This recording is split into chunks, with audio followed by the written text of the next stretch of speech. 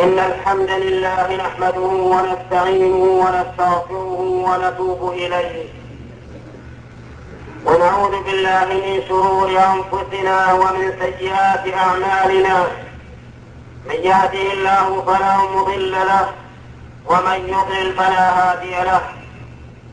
وأشهد أن لا إله إلا الله وحده لا شريك له، وأشهد أن محمدا عبده ورسوله أرسله الله تعالى بين يدي الساعة بشيرا ونذيرا، وداعيا إلى الله بإذنه وسراجا منيرا. فبلغ الرسالة وأدى الأمانة ونصح الأمة، وجاهد في الله حق جهاده حتى أتاه اليقين. فصلوات الله وسلامه عليه وعلى آله وأصحابه ومن تبعهم بإحسان إلى يوم الدين.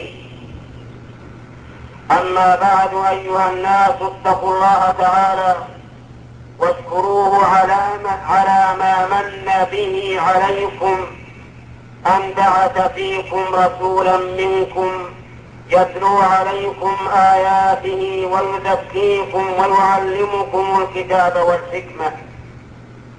رسولا أخرجكم الله به من الظلمات إلى النور، من ظلمات الجهل إلى نور العلم، ومن ظلمات الشرك والكفر إلى نور التوحيد والإيمان، ومن ظلمات الجور والإساءة إلى نور العدل والإحسان، ومن ظلمات الفوضى الفكرية والاجتماعية إلى نور الاستقامة في الهدف والسلوك، ومن ظلمات القلق النفسي وضيق الصدر إلى نور الطمأنينة وانشراح الصدر.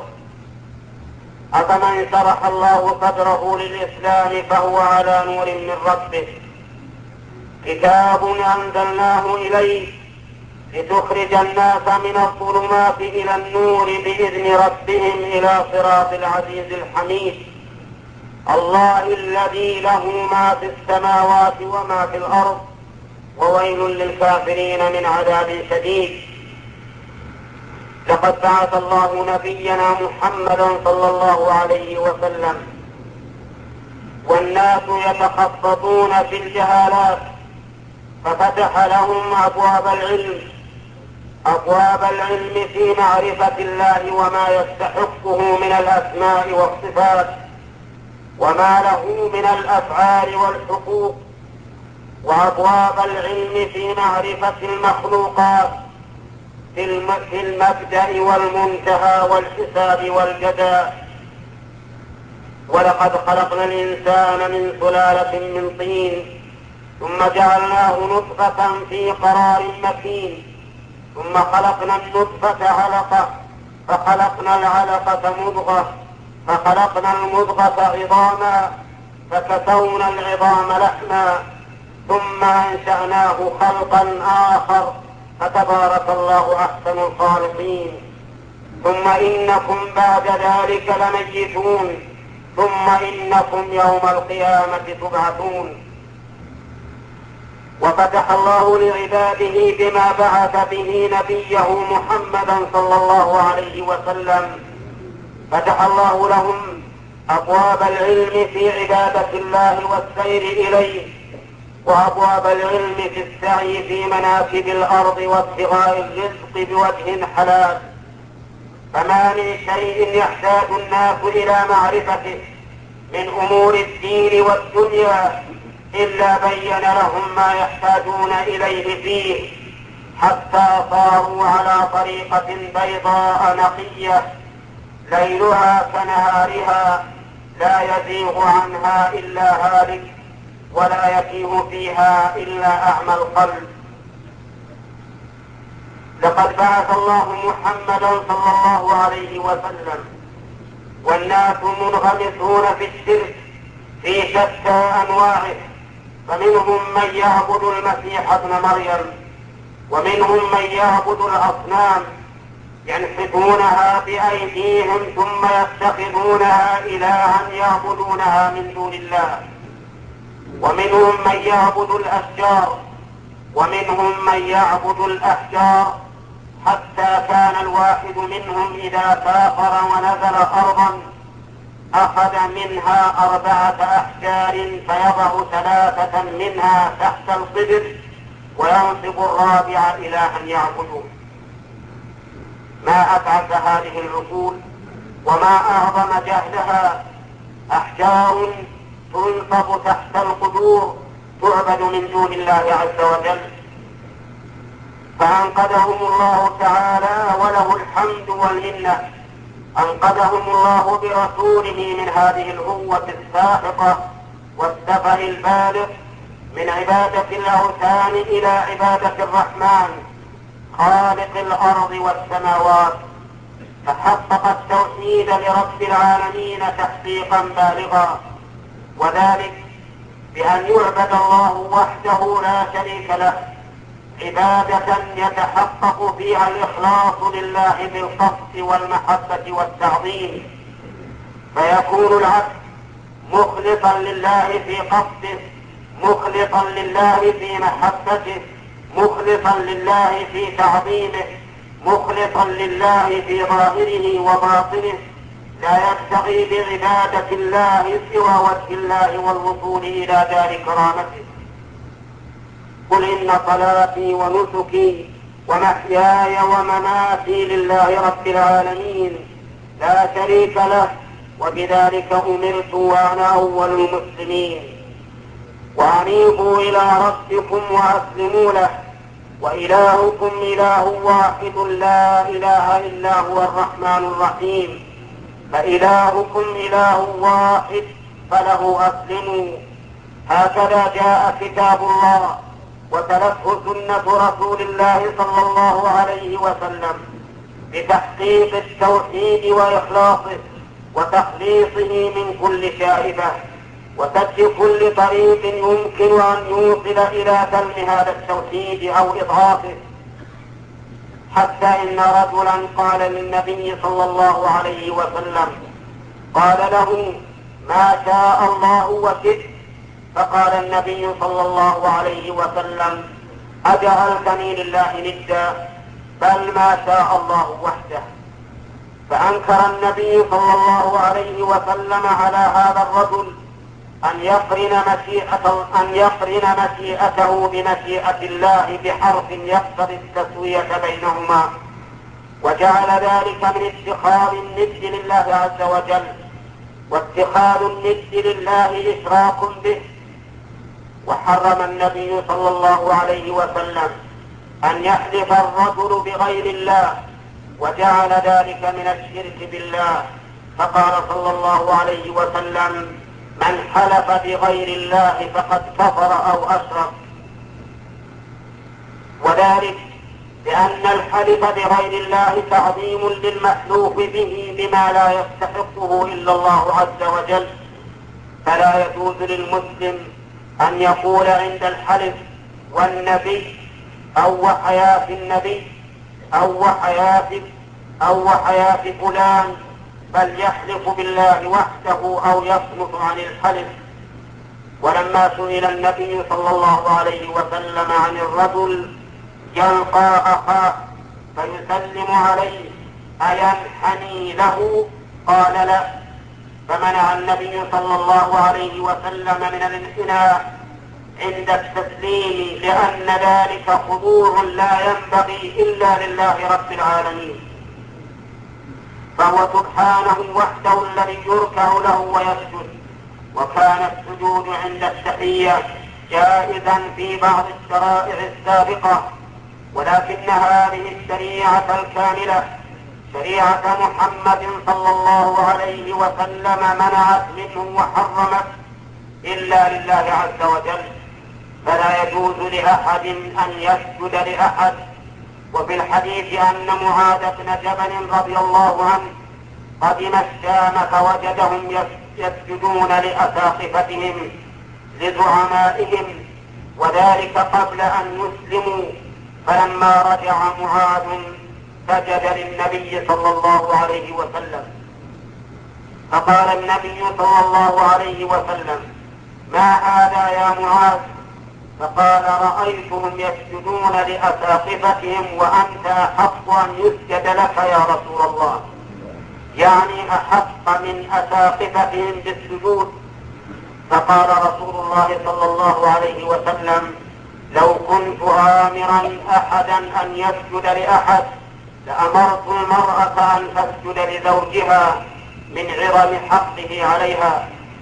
وروى النسائي بسند جيد عن أنس بن مالك رضي الله عنه أن ناسا جاءوا إلى النبي صلى الله عليه وسلم فقالوا يا رسول الله يا خيرنا وابن خيرنا وسيدنا وابن سيدنا.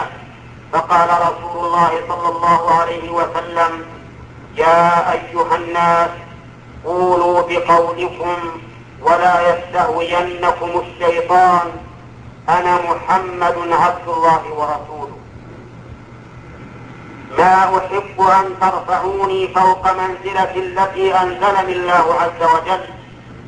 هكذا قال رسول الله صلى الله عليه وسلم أنا محمد عبد الله ورسوله، ما أحب أن ترفعوني فوق منزلة التي أنزلني الله عز وجل، مع أنه صلى الله عليه وسلم خير الخلق وسيد الخلق بلا ريب ولا شك، لكنه خاف أن يستهويهم الشيطان فيوقع في قلوبهم الغلو حتى يرفعوا نبي الله صلى الله عليه وسلم فوق منزلته وهي العبودية والرسالة، حماية لجانب التوحيد وسدا لطرقه الموصلة إليه قولية كانت أم فعلية.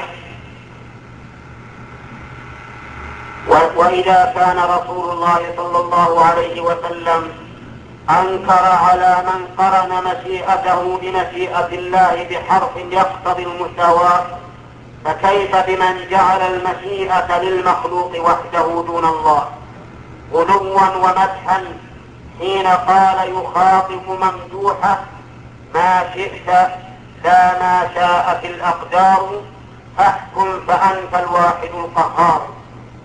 هكذا يقولها لبشر، يقول له ما شئت يعني ما شئت كان لا ما شاءت الأقدار، فاحكم فأنت الواحد القهار. تعالى الله عما يقول الكافرون الظالمون علوا كبيرا. جعل هذا الرجل حكم المخلوق فوق أقدار الله، فسبحان الله رب العرش عما يصفون. أيها الناس، إن على المرء أن يراعي جانب التوحيد ويعرف للخالق حقه فلا ينقصه ولا يشرك به معه غيره، لا باللفظ ولا بالفعل ولا بالقلب. وإن عليه أن يعرف للمخلوق حقه ويقوم بما أوجب الله عليه منه ولا ينزله في منزلة الخالق لا باللفظ ولا بالفعل ولا بالقلب، فللخالق حقه المختص به لا يشرفه فيه غيره، وللمخلوق حقه الواجب إعطاؤه له. ولهذا أنكر النبي صلى الله عليه وسلم على معاذ حين سجد له، وأنكر على الرجل حين قال ما شاء الله وشئت. وإننا لنسمع أن في بلاد المسلمين من ينطلقون إلى قبور من يزعمون أنهم أولياء يدعونهم من دون الله ويسجدون لهم ويقبلون التراب ويمسحون به جباههم ويعرفون وجوههم على عتبات صاحب القبر، وكل هذا شرك بالله عز وجل لا ينفعهم معه لا صلاة ولا زكاة ولا صيام ولا حج، حتى لو صلوا وصاموا وزكوا وحجوا واعتمروا فإنها لا تقبل منهم إذا كانوا منطوين على هذا الشرك، لأن الله تعالى يقول لرسوله صلى الله عليه وسلم ولقد أوحي إليك وإلى الذين من قبلك لئن أشركت ليحبطن عملك ولتكونن من الخاسرين. يخاطب الله من؟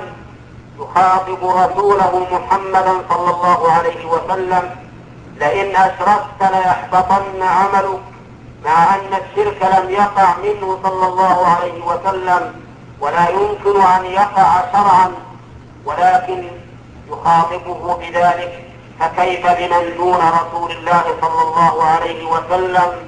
إن من أشرك بالله وليا أو نبيا أو ملكا فدعاه ورجاه كما يرجو الله ويدعوه فإنه كافر مشرك لا يقبل منه عمل، ولو أشركوا لحبط عنهم ما كانوا يعملون. أيها المستمعون لهذا القول، إنه يجب عليكم بعد ذلك أن تتوبوا إلى الله توبة نصوحا مما صنعتم، وأن تنصحوا إخوانكم الذين يصنعون هذا وهم جاهلون به، وأن تعظوا من كان عارفا وتخوفوه من الله عز وجل، وتقولوا له: إنك إن مت على ذلك كنت خالدا مخلدا في نار جهنم. إن على المرء أن يعلم أنه مسؤول عما في ضميره، ومسؤول عما ينطق به لسانه، ومسؤول عما يفعله في جوارحه. فاستمعوا قول الله تعالى: يوم تبلى السرائر فما له من قوة ولا ناصر. واستمعوا قوله: أفلا يعلم إذا بعثر ما في القبور وحصل ما في الصدور. واستمعوا قوله: إذ يتلقى المتلقيان عن اليمين وعن الشمال قعيد ما يلفظ من قول إلا لديه رقيب عتيد. وجاءت سكرة الموت بالحق ذلك ما كنت منه تحيد، ونفخ في الصور ذلك يوم الوعيد. استمعوا هذه الآيات وتأملوا قوله من قول، فإنها نكرة في سياق النفي مؤكدة بمن فتفيد العموم في كل قول. ثم تأملوا ما أعقبه به في قوله: وجاءت سكرة الموت بالحق، لتذكروا سكرة الموت إذا أردتم القول، وتذكروا يوم الوعيد فلا تقولوا ما يوقعكم في الوعيد. واستمعوا قول الله سبحانه: وإن عليكم لحافظين كراما كاتبين يعلمون ما تفعلون. واستمعوا قوله عز وجل: يوم تشهد عليهم ألسنتهم وأيديهم وأرجلهم بما كانوا يعملون يومئذ يوفيهم الله دينهم الحق ويعلمون أن الله هو الحق المبين. فيا عباد الله، إن شأن التوحيد العظيم، وإن الإخلاص فيه لدقيق. ولهذا قال بعض السلف: ما عالجت نفسي في شيء معالجتها على الإخلاص. فاجتهدوا رحمكم الله في تحقيق توحيدكم لله بإفراده بما هو أهله من صفات وبما يستحقه من تعظيم في العبادات. واعلموا أن الله يعلم ما في أنفسكم فاحذروه، واتقوا الله واعلموا أنكم ملاقوه، وبشر المؤمنين. أقول قولي هذا وأستغفر الله لي ولكم ولكافة المسلمين من كل ذنب فاستغفروه إنه هو الغفور الرحيم.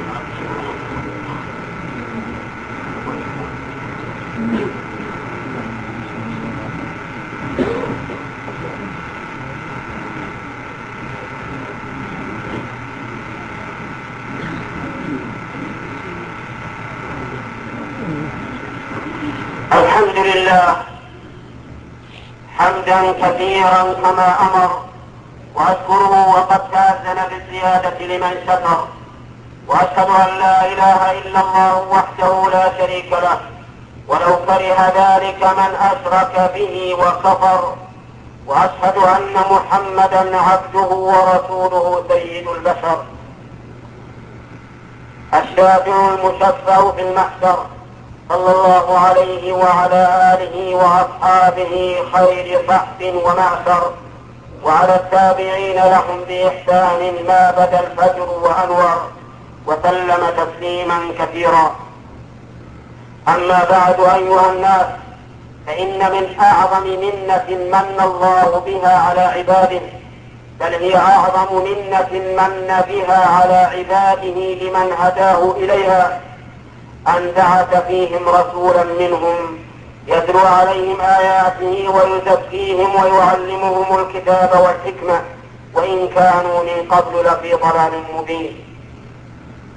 بعث رسول الله صلى الله عليه وسلم على رأس 40 من عمره الشريف، فكان أول ما بعث كان لا يرى رؤيا إلا جاءت مثل فلق الصبح، وذلك ابتداء من ربيع الأول، ثم نزل عليه القرآن في رمضان فبقي 6 أشهر، وكان الوحي يأتيه بصفة الرؤيا، فكان لا يرى رؤيا إلا جاءت مثل فلق الصبح. أما ولادته فإنها كانت في ربيع الأول، وكانت في الليلة 9 منه، وليست في الليلة 12. ولا يهمنا أن تكون في الليلة 9 أو 12 من شهر ربيع الأول، إنما الذي يهمنا ما أحدثه فيها بعض المسلمين من إقامة الصلوات على رسول الله صلى الله عليه وسلم، واتخاذ تلك الليلة عيدا يحتفلون بها ويجتمعون صغارا وكبارا رجالا ونساء على صيغ صلوات يوردونها لم تكن مألوفة ولا معروفة في عهد النبي صلى الله عليه وسلم ولا أصحابه، وينشدون ما كان غلوا في رسول الله صلى الله عليه وسلم، غلوا يخرج به عن العبودية والرسالة إلى مرتبة الإلهية والربوبية. ينشدون ما قاله الشاعر يخاطب النبي صلى الله عليه وسلم بعد موته بأزمنة، يقول: يا أكرم الخلق ما لي من ألوذ به سواك عند حلول الحادث العمم، إن لم تكن آخذا يوم المعاد يدي عفوا، وإلا فقل يا زلة القدم، فإن من جودك الدنيا وضرتها، ومن علومك علم اللوح والقلم. هكذا يصفون رسول الله صلى الله عليه وسلم بهذه الصفات التي لا يجوز أبدا أن تكون إلا لله عز وجل. وإن في قولهم فإن من جودك الدنيا وضرتها ومن علومك علم اللوح والقلم، في هذا القول إنكار لربوبية الله، لأنه إذا كان من علوم الرسول صلى الله عليه وسلم علم اللوح والقلم، وكان من جوده الدنيا وضرتها وهي الآخرة، فما الذي يكون لله عز وجل؟ إنهم بهذا القول ينكرون أن تكون الدنيا لله أو أن الآخرة لله عز وجل، وهذا كفر بواح لا شك فيه. ومع ذلك يعتقدون أنهم بهذا القول يرضون الله ورسوله ويتقربون إلى الله عز وجل، وهم والله بهذا القول مغضبون لله ورسوله وللمؤمنين جميعا، وهم لم يتقربوا إلى الله به، بل زادوا به بعدا من الله عز وجل. وإن الاحتفال بليلة المولد من البدع التي قال عنها رسول الله صلى الله عليه وسلم: إياكم ومحدثات الأمور، فإن كل محدثة بدعة، وكل بدعة ضلالة، وكل ضلالة في النار. إذا كانت هذه بدعة وأقول إنها بدعة لأن النبي صلى الله عليه وسلم لم يفعلها ولم يقمها. وأقول إنها بدعة لأن الخلفاء الراشدين لم يفعلوها ولم يقيموها. وأقول إنها بدعة لأن الصحابة بعد الخلفاء الراشدين لم يفعلوها ولم يقيموها. وأقول إنها بدعة لأن التابعين لم يفعلوها ولم يقيموها. وأقول إنها بدعة لأن تابع التابعين لم يفعلوها ولم يقيموها. فقد مرت القرون المفضلة الثلاثة التي قال فيها رسول الله صلى الله عليه وسلم: خير الناس قرني ثم الذين يلونهم ثم الذين يلونهم. فأين تكون هذه العبادة إذا كان هؤلاء القرون لم يفعلوها؟ أهم جاهلون بها أم هم عالمون ولكنهم استنكفوا عنها واستكبروا عنها؟ كلا الاحتمالين باطل، وبهذا يعلم بطلان هذه البدعة وأنها لا تزيد فاعلها من الله إلا بعدا. فيا عباد الله، يا أيها المؤمنون بالله ورسوله، إن كنتم تريدون حقا محبة الله ورسوله وتعظيم رسول الله صلى الله عليه وسلم فلا تحدثوا في دينه ما ليس منه. لا تشرعوا للناس أمرا لم يشرعه الله لهم، لا في كتابه ولا على لسان رسوله صلى الله عليه وسلم ولا من فعل الخلفاء الراشدين الذين أمرنا باتباعهم. إذا كنتم صادقين في محبة الله ورسوله وتعظيم رسول الله فتأدبوا بين يدي الله ورسوله، لا تحدثوا في دين الله ما ليس منه فتكونوا ممن عصيتم الله. فإن الله يقول: يا أيها الذين آمنوا لا تقدموا بين يدي الله ورسوله واتقوا الله إن الله سميع عليم. أيها المسلمون، إن كل عبادة لا يمكن أن تكون مقبولة عند الله حتى يجتمع فيها مع الإخلاص لله 6 أمور، وذلك بأن تكون موافقة لما جاء به الشرع في سببها وفي جنسها وفي مقدارها وفي كيفيتها وفي زمانها وفي مكانها. فإذا لم توافق الشرع في هذه الأمور 6 فإنها مردودة على صاحبها غير مقبولة منه، لقول النبي صلى الله عليه وسلم: من عمل عملا ليس عليه أمرنا فهو رد. وإننا ولله الحمد في هذه البلاد بما من الله به علينا من علماء مخلصين مبينين للشريعة وحكام يساعدونهم في ذلك، لا نجد هذه البدعة في بلادنا ولله الحمد، ولكننا نسمع بها في بلاد المسلمين وفي بلادنا الآن من الأمة الإسلامية كثير. ولهذا كان واجبا علينا أن نتكلم فيها ليتبين لإخواننا هؤلاء أنها أعني الاحتفال بعيد ميلاد الرسول صلى الله عليه وسلم ليست من شرع الله وليست من دين الله، بل هي بدعة، وكل بدعة ضلالة. وأرجو منهم أن يكونوا من الذين يستمعون القول فيتبعون أحسنه، وأن يكونوا ممن دعا إلى الله وبلغ إخوانه في بلادهم بأنها من البدع، حتى يكونوا داخلين في قول الله تعالى: ومن أحسن قولا ممن دعا إلى الله وعمل صالحا وقال إنني من المسلمين. واعلموا أيها المسلمون أن خير ما تعبدتم به وخير ما اتبعتموه كتاب الله عز وجل، فإن خير الكتاب كتاب الله، وخير الهدي هدي محمد صلى الله عليه وسلم، وشر الأمور محدثاتها، وكل محدثة في دين الله بدعة، وكل بدعة ضلالة، وكل ضلالة في النار. فعليكم بالجماعة فإن يد الله على الجماعة، ومن شد في النار.